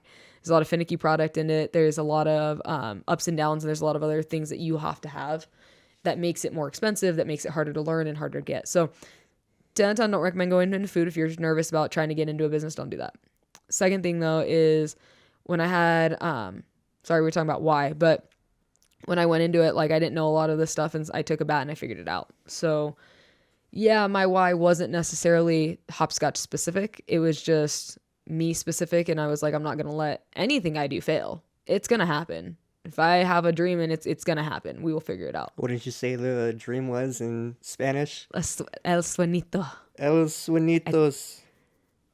Yeah. That's all. I feel like I'm going to get butchered in that. And we can look it up. I'll look it up. I'm pretty sure it's, I don't think I'm saying it perfectly, but yeah, the gist is there. But since you've started Hopscotch to now, it sounds like your why has changed, not just for your own kind of personal perspective, but the business in a whole. Oh yeah, it'll shape you. The amount of, it's like, it's the same analogy like getting in a ring, man. Like you figure out who you are in that. You'll figure out who you are on the mats. You'll figure out who you are in business. And it's a grind. You're going to learn a lot about yourself. You're going to learn a lot about community. You're going to learn a lot about trying not to smack people sometimes when they make you mad. Like you're going to learn a lot. And some of that was even me and my mom butting heads and not agreeing. Like there's so many things. Yeah. So many things. I don't know if this is the Spanish translation, because this is definitely not. It says El, but there's no sueñitos in it. It says sueño. Sueño? Sueño. I think that's dream. Isn't that dream? Yes. There's a song. That's the only. Okay, I was like, isn't that's it what I typed. What were we saying? Like dreaming, the dream, right? Like the dream. I think so. When you say sueñito, it's little. So like little dream. Let me refix. Yeah, try to see if it's little dream. I think that's what it ends up translating to, or dreamer, something to that effect. Yeah, I'm not gonna say I know it all, but okay, all right. Did it get too close? It says the Spanish translation for little dream, or oh god, I'm not a Spanish speaker. It says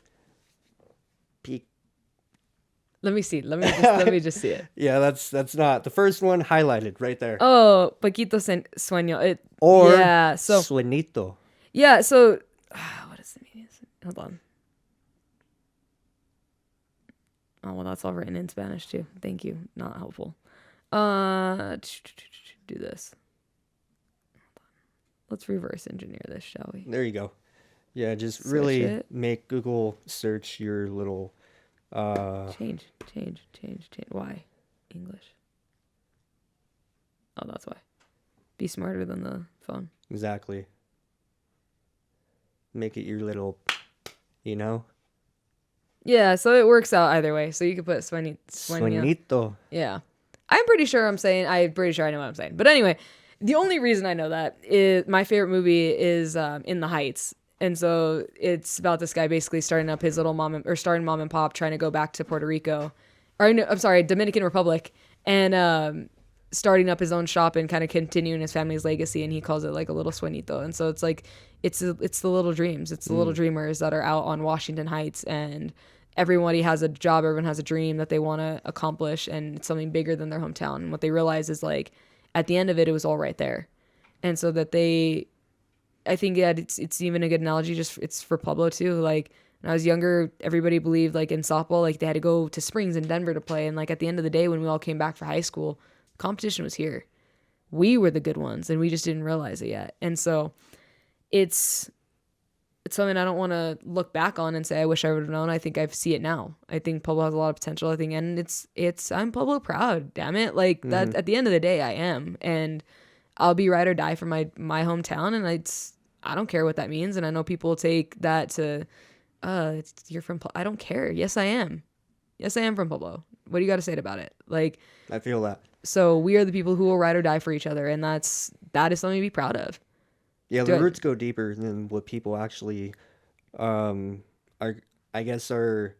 fed in different cities. They think Pueblo is like, oh, this Right. bad Hispanic town, but if they actually come down here, everybody I've talked to who's Right. not from Pueblo, who came down here to actually live in Pueblo, are like, dang, this is way different. I have a friend who's from Chicago who came down here, and he's like, number one, Pueblo is way different. Number two, Pueblo is my home now. And that's the thing, is we will accept that. When Pueblo, you have accepted Pueblo in your heart, like we do. We come back on it. And that's, like I said, Pueblo's just different, man. And I can't describe. Sometimes we're different in great ways, and sometimes different in bad ways too. But every town has that. Yeah, and at the end of the day, we have community, and I'm okay, and I'm proud for that. I agree. But don't you want to, I mean, you said this, but what do you want to do outside of Pueblo to be able to take your degree to the next level? Do you want to create profit for yourself in the next 5 years? Do you want to be, I mean, to put like an actual name on it, it sounds cheesy. I don't think so, but people who do not think this way think it's, so far-fetched and unrealistic goal. But to become a millionaire, is this something you want to do for yourself in the next, realistically, 10 years, but 5 years you'll be able to see, some profits from whatever you do? Yeah, you said it, it's unrealistic. That's the best part of it. That's what makes people who get there get there. You have to be crazy. You have to be insane to take these risks. Like, think about it when you wrote down the bakery. Like, if you were to write it down, pros and cons, there was way more cons into getting into this than pros. Hands down. It's not easy. So yeah, you got to be psychotic to do some of the stuff that we do. And that's exactly that's the point. Yeah, it's unrealistic. I want to be a millionaire, damn it, for sure. It's going to take it. And if people think it's cheesy, and then that's something that's going to keep you held back in your own world. Those are the ones that are scared to try. Yeah, it's not a good risk, but if it works out, when it works out, at least we did something. I agree. My favorite thing I tell my roommate is like, nothing's safe. Like, leaving your job, going and doing something else, like taking a chance on yourself. Nothing is safe though. You can lose that corporate job tomorrow. You could get hit by a bus tomorrow. Like, so when it's like, oh, do the safe thing. And it's hard, man. That's a hard thing to just take a chance on yourself and do it. And that is hard reprogramming. I understand. But at the end of the day, I don't screw your feelings. Like, it don't matter how you feel. I mean, I personally don't think it's hard to reprogram your brain. I just think you got to believe it. You got to believe in yourself. But it also, I mean, that's really it. Because people are not going to believe in you. You can tell people at your 9 to 5 what your dreams are, and they're going to brush it off their shoulder, give you a weird look, and be like, all right, good luck. I hear that all the time. I tell people that at my work. I'm like, when this pays off, this is what I want to do. I'm like, I'm not only like doing this for me, I'm doing this for everybody else. When I make it, everybody else is making it. When, if I can feed my people, I'll be happy about that. Some people appreciate it, some people don't. But I feel it all just takes that belief in yourself. It's not necessarily rewiring your brain, because that'll come. If you just believe in yourself, the rest will come no matter what. Because if you believe, I'm going to make it no matter what. Like, this has to work out. This is going to work out. I don't see no other way in it. And it's kind of hard for myself personally, because I'm balancing two different dreams. One of becoming a firefighter, the other of becoming a successful multi-million dollar entrepreneur. When you tell firemen this, they're so old school. Not a lot of firemen you talk to, at least in Pueblo or in surrounding communities, believe in that dream of becoming a successful entrepreneur. You see it, but people get out of the fire service to go and pursue it.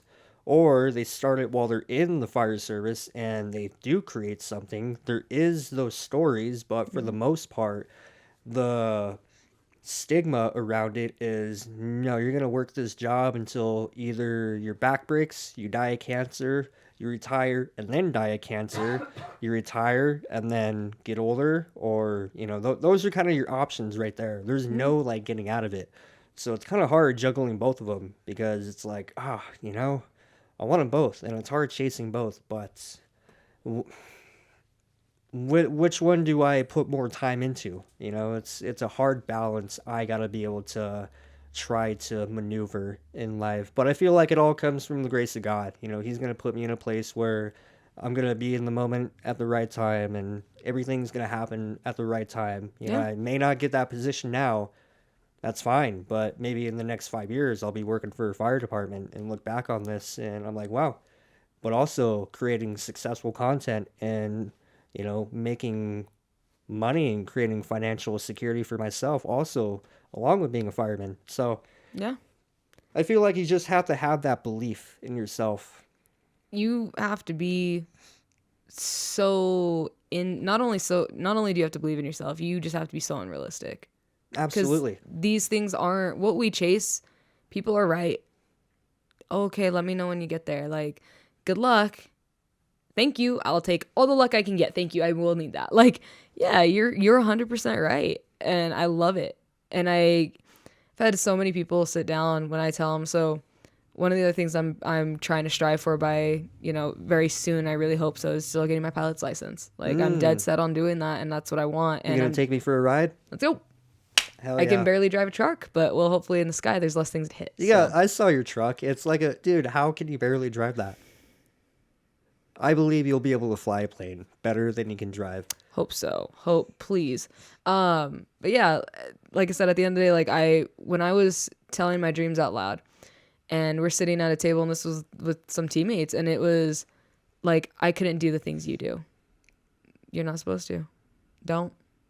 Like, I get excited when those things happen. Mm-hmm. It's like, it's not a motivating thing for me. It's like, because you're right. You're so right. There's a reason why I do it and you don't. Mm-hmm. You're realistic. You're going to sit and you're going to stay in your box and you're comfortable. And that's okay. By the way, nothing's wrong with that. We want something different. And I am crazy. Like, I have to be. I am wild. When people go, damn, that's a crazy idea. Like, you're 100% right. Ooh, that's unsafe. You're right. And it takes that. And like any young entrepreneur trying to figure out like if that's what they want to do, like you're going to get told the same thing over and over and over again. Like, you're crazy. Good luck. That's unrealistic. Play it safe. Keep a backup. Oh, I love that one. Keep it back. No. There's no plan B. Yeah. There's only plan A. Yeah. Plan B is plan A. And that's it. Because if you don't and you think of any cop out, it's not going to work. This is the one profession and the one thing in your life that takes jumping off the cliff with 100% certainty that you're not going to hit the ground. With 100% belief that you're not going to hit the ground. Let me say it that way. There's no certainty in any of it. There's also no certainty in life. You could stay on the edge of that cliff and then get picked up by a bird. Like, there's so many other things that could happen. Don't think that you're safe just because I jumped and you didn't. It's going to get you if it's going to get you. Like, that's it. How we get there, though, I'm going to have a free fall and I'm going to have fun while we do it. And I'm going to pray for the best that it doesn't hit the ground. And I believe that I'm not going to. So at the end of the day, it's not just hopefully I don't. It ain't going to touch me. We jump off that cliff and we take it for a ride and we roll. And we're going to figure out a fly on the way down. Like, that's the plan. And that's the idea into entrepreneurship. Like, again, there's no plan B. You jumped off that cliff with the intention of you freaking figuring out how to damn fly. Like, there ain't no other way because, damn it, you're not hitting the ground. That's right. So if you got to claw your way and hold in the air or, you know, say a prayer to a pigeon, like you got to do whatever you got to do, you're going to figure it out. That's right. So yeah, if you stay on that cliff, by all means do that. There's nothing wrong in that. You need people who are going to do that. You need people who are going to hold down the fort with you. You need the jumpers. So whatever line you fall on, nothing's wrong with that. Nothing's wrong with you if that's what you want to stay. And it's not, there's no demeanor. Like it's not like, okay, I'm a free faller and you sit. We need those people. We need people who are going to be able to hold down, because that's something I can't do. I'm the exact opposite. I can't sit. I cannot stare at that edge. Like I've tried. It's something in me that's just different, and that's okay too. So I'll fly, and you hold down the fort, and we need both people. Mm-hmm. So I think that's just another big thing. Like if it's not for you, don't try to play it like it is. If that's not your thing, don't think that that's the way to go. We need everybody in this. We need everybody. I agree with you. Correct me if I'm wrong, Jace, but unless you're having a baby, there is no plan B, right? What? Right? Unless you're having a baby, there's no plan B. Yeah, I get you. You're right. Unless you're expecting an unwanted baby, there is no plan B. Only plan A. All right? You got to run with it. I agree with your passion. I don't know if I'm going to wholeheartedly stamp that message, but we'll see how this... Let's say, if it... or be a man and just send it with plan A and learn as you go, you know? Nothing wrong with that. But there's you know what? The heart and the passion was there. That was. I'll agree with that part for sure. All right. But you do. Freaking go, man. Full send. And in whatever you do. And I think that was a hard thing that I had to learn growing through this too, is I had some chip on my shoulder that I was like, if you don't do what I do, then you're the crazy one. And you're not doing it right. We need both people. We're all people with all different life experiences, and we all need each other. There's no point in me saying that one is better than the other. It's just what's best for you. I see your point. And we're going to disagree. We're going to have different life experience as to why. And we're all right. All valid in that. As long as you're not hurting people, you're right. Do what you got to do. Live the way you got to live, and try different things. I tried sitting. I can't. I'm in the free fall now. Mm-hmm. And I would never look back. So I've figured out what I like, and that's what I'm going to do. And that's it. That's all I can control too. So it don't matter what I think about other people anyway. Can't fix them either if I wanted to. That's a great point of view. I got a few other things I want to touch on before we try these treats and close out. But one of the things I want to touch on is, what point in your business were you at when you went on Pueblo Shark Tank and was able to secure, was it $1,000? Oh, yeah. Because right there, you're in front of, I know Matt Smith was there. Mm-hmm. His son was there. A few other people. Who were they? Who were there? Do you remember? Oh, God, this was a year ago, bro. So this was even before you actually started. Yeah. This was, no. I was in the process of, this was almost exactly like a year ago then, if I remember correctly. Yeah, so Hopscotch was a thing. I may have had the name. We may have been in a couple months in. Because I had thought about doing it off of Hopscotch and presenting it that way. And I didn't know enough about the rules and how it worked to feel safe doing that. So I think I did have it already. So we're almost, I guess, on a year. So if you didn't have all the detailed bullet points into a business plan that you mentioned when you went up and pitched this to them, why do you think they gave it to you? Do you think it was just like they're, how do I put it, like supporting local any way they know how? Or do you think it was like a real genuine, like, okay, like she has a plan, we're going to give this to her? Or do you think it was just how do I put this? Like I have it in my head. I guess like a fake thing where they just like put on a show for people, and they're like, okay, we're going to be giving out, donations to businesses, and we're going to recreate Shark Tank. We're going to do our own little thing on it. Shark Tank is a little more strategized. If you don't have all your details lined up, they're going to just eat you alive. Yeah. It didn't seem like that with Pueblo Shark Tank. It seemed like they were way more relaxed. They were like, okay, we don't care if you have everything lined out. We're just gonna give it to anybody anyway how. But you can put in your own thoughts on that. That's just kind of like my take on it, what I saw. Yeah. I can be totally wrong. I don't know the ins and outs of what they were doing, why they were doing it, or, what happened. Yeah, I think your first two were definitely right. So part of it is the reason why they did Shark Tank in the very beginning was to help young entrepreneurs get their ground. And they do it for the community as well, because I don't think it does just stop at kids. As much as I'd love to feed into the youth of our community, absolutely. But they do it even more so with our adults, and they do grill us about questions. Like, there was a couple of things that they did not agree with me on my pitch, and well, rightfully so. There was points in time where they were like, I'm out, and then we bring them back and you negotiate, and that's the point though. So no, it's not just beer bear donations. They also do it with that understanding though that Matt and Jenny Smith completely on different levels. Their revenue stream and their whole what they bring in and what they do, their operation level is at a different type of scale than what we're coming into. They don't expect it for me to pitch it as if they pitched it to each other.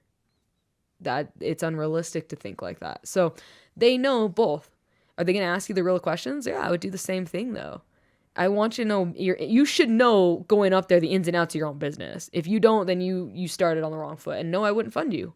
I don't think you deserved that money. Go learn it, go understand, and then you instead of getting money, you got something more valuable, and you understood that they gave you their advice. Sometimes that's better than getting the cash, because if you got the cash, you'd blow it. You'd learn the hard way, or you get yourself into more debt. So sometimes having that money is not helpful. Doesn't mean that you're going to be successful.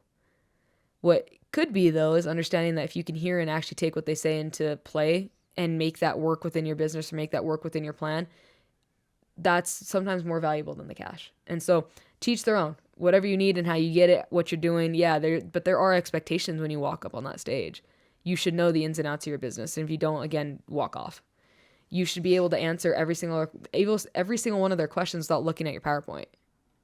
That's a no-brainer. You should be able to understand. And if you don't, they've pushed to the point where there was a couple questions like, I don't have that answer. And you say that. Be honest too.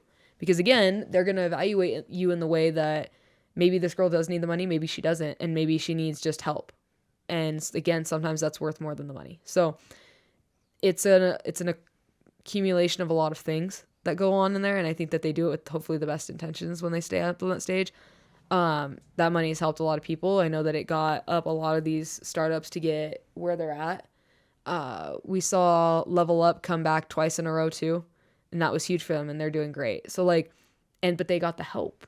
They got some money, don't get me wrong, but they got the help with it too. So those little details that they've put in time and effort, then yeah, absolutely. Kirk Maddock has been one of the biggest helpers and been my little resource guy in my back pocket. I love him. He genuinely does everything with the best intentions. Mike Wakefield, another one, being the professor of the business school. Another great mentor. So those two people, heavy shout outs. There's nobody I would feel more comfortable coming in and talking to and just being like, let me pick your brain about this. What do you think?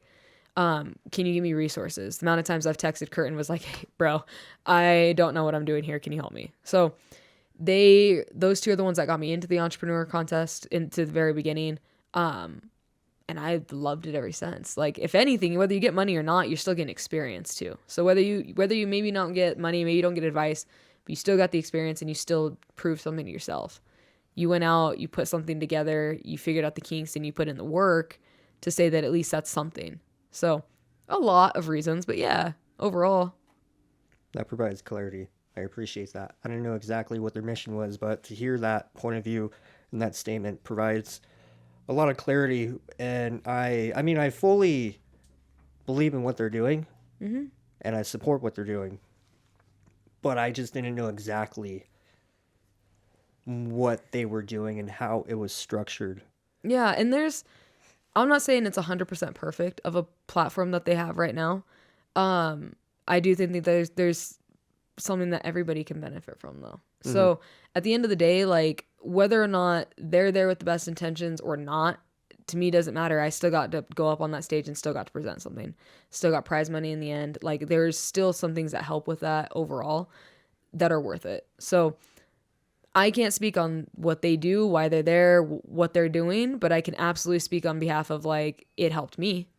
And my pitch from pitch 1 to my second year going in, way different. I'll absolutely do it again. I'm hoping to do it again this year, and that would be awesome with another idea, maybe to brand just Hopscotch out. And it's just for practice. The more times I can get in front of that stage, like the money is obviously, yes, that's beautiful. But the experience that I'm getting is so much more and will take me so much further. So I'm okay with all of it. The fact alone, again, whether or not the intention is there or what, but they've created a platform where it's a safe environment for me to go and share my ideas and collect feedback. That's huge. So love that. And there's not much more I could say off of it. Like I said, I don't know anything else with them specifically. That board or those judges that are there, whatever. I'm there and I got the experience in a safe environment and in front of adults who actually have done it. So I can't say nothing about that. I'd rather take advice from somebody who's done it than someone who hasn't. So That's fair. I'm okay with that. One last question before we get into trying these treats.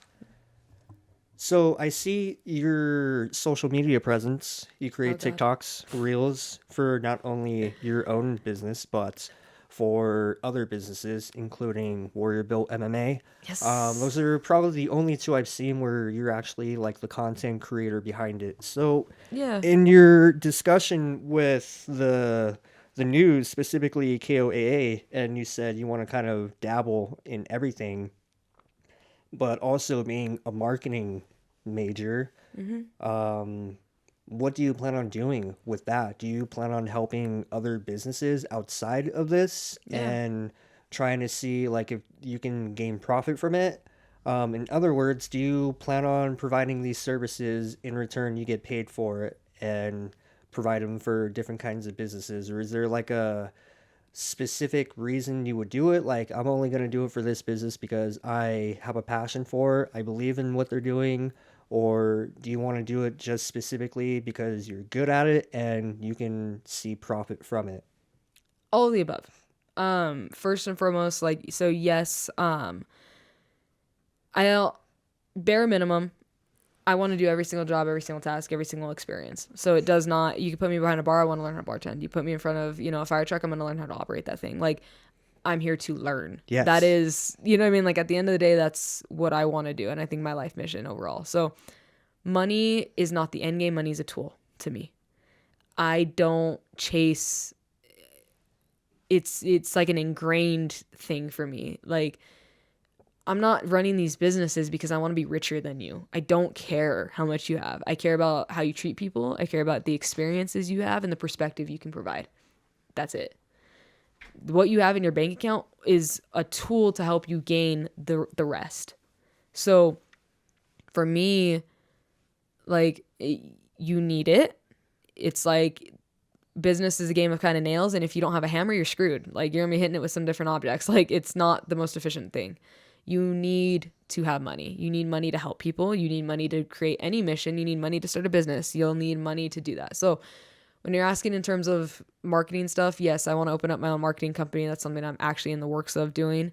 I want to help anybody and everybody, but yeah, if you're not a good person, I don't feel like I will never change my moral or ethic code if I don't agree with what you're saying. I wouldn't promote and I wouldn't feel comfortable doing that. And that's a self-image thing. Like, when people see me, then they should know that I'm truly authentic and I'm truly going to promote the things that I care about. Warrior Built's a huge example of that. Those guys, I cannot even, like, I would get choked up. Like, the amount of time and love and energy that they put into the gym and that they've put into me specifically, like, is something I will never, ever be able to give back. Like, those guys are genuinely my family, my brothers, they're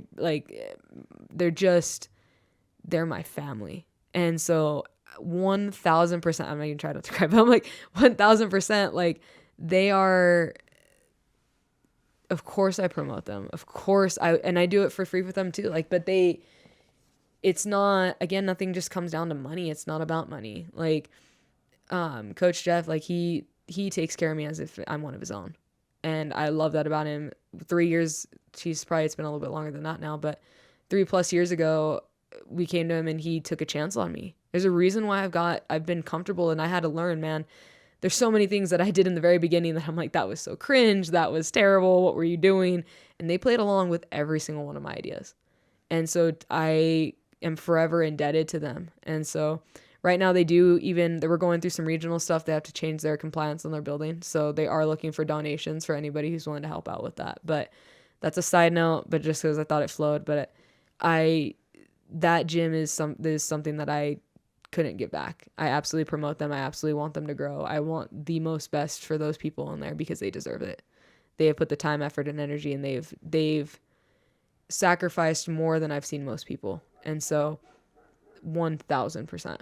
But when it comes to other places, I do the same thing. I have a tattoo on my leg. You can't see it. And it says, because I can. And it's the reason why I do everything. If I can, I'm going to do it. If I can have the resources and it helps you, then why would I not?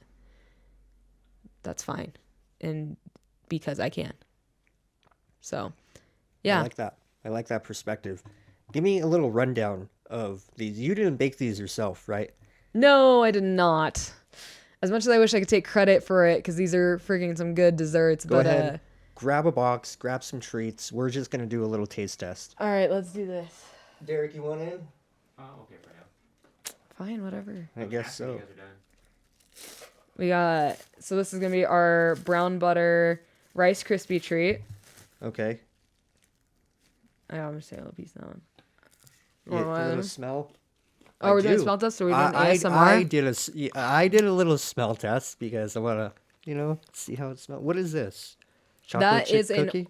It's a Oreo cookie. Oh, fuck with the me. icing dressing. Yeah, so that's one of our new ones. That's one of the new ones that just came out. I do. Yeah, break me off a little piece of that bad boy. I want to say this is our dark chocolate orange scone. Super good. These are one of our more popular flavors. It's kind of hard to break a piece off. Come on there. Yeah, so it's super sticky, but it's like that's kind of how homemade Rice Krispie treats are, but this is a brown butter version. So brown butter is more of the, has this almost caramel taste to it at the end. And brown butter is so freaking hard. I've burned it so many times. But that one's that one. Our dark chocolate orange scone. Another great. Oh my God, I'm going to make a mess. Okay. Oh no. There's that What one. did you do? Nothing. I'm going to eat it. Oh, it counts. Let's see. Ooh, okay. A little easier to pull off. Yeah, these are my more savory ones. Was there anything else in there? No, those are the two that came out last one. These are the cookies. Yeah, more than welcome. So it's an orange base, basically with the dark chocolate over drizzle on top. So those ones are good. The Rice Krispies are super sticky, so good luck trying to share them. You need a knife. Those ones, it's a scone, so it's gonna just be a little bit more on the crumbly side. It's a savory one. Some coffee with this. Yes, you gotta be which able is to more wash it often down. like that. So they're the less sweet versions of things. They have more of the intense flavor to them. So you'll taste the hint of orange in that. You'll understand that type of flavor. A cookie is more on the sugary side, which you'll get into now. So this one's our Oreo cookie. I don't even know how to. I was like, here, you take a bake. Take a. What did I just say? A bag. I was gonna say break you off a piece, but also take a break, take a piece. I don't know what I was trying to go. All right, let's see. Little cheer skis. Oh, let's do it. There we go. Oh no. I'm trying not to get crumbs everywhere. But what do you think?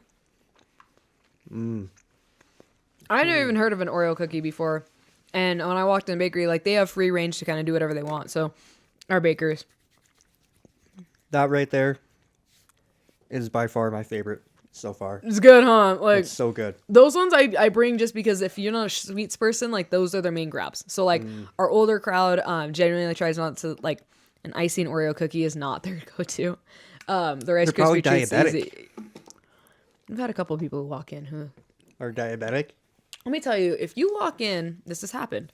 If you walk into a bakery and you ask for something gluten-free, sugar-free, and something else freaking free, yeah, I'm gonna smack you. So please don't. because that's just unrealistic. It But really is. Gluten, I mean, I can see, but gluten, one thing, you cannot have it all in one pastry, dude. No, you That's can't. flour. I'm gonna give you flour, and if you're gluten free, I can't, or if you're celiac, I can't. So like, if you, you're right. I'm gonna give you just a piece of lettuce, and you can go home. Like Yeah. that's all I got for you. Eat that lettuce or eat this fist. Huh? You're not going to have one or the other.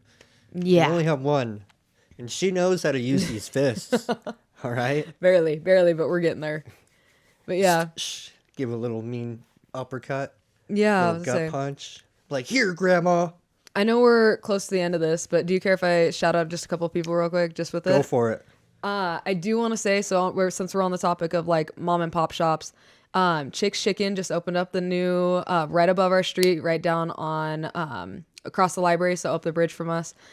They're super big. They're family owned and operated. Is it chicken? It's a fried chicken place. Fried So some of the best fried chicken you're ever gonna eat. I've been in there multiple times.